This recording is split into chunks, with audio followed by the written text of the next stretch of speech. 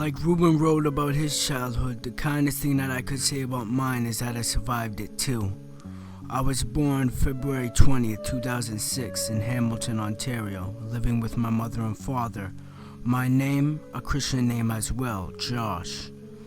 And Kramer, my mother's last name, the last name of my grandfather, who'd be the father of 5, my mother and 4 men, 3 of which would take their life due to their mental health.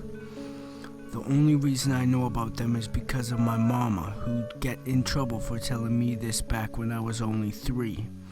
Mental health issues ran throughout my family and took lives.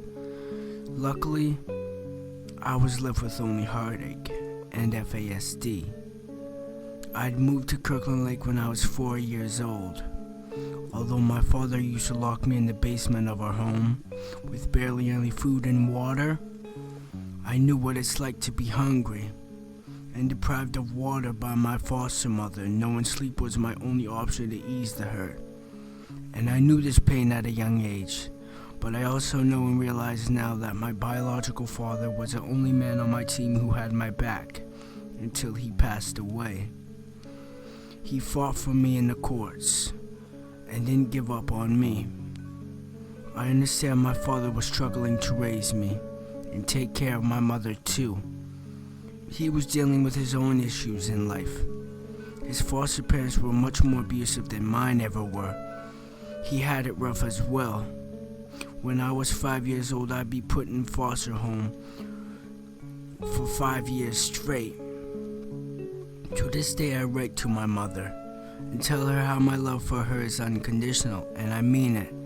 My mother knew she couldn't take care of me because she has bipolar. At 10 years old, I'd be told I'd be adopted. After being in foster homes for 8 years of my 10-year life, to me, it was more of a blessing in disguise, but at the time, I was so shook.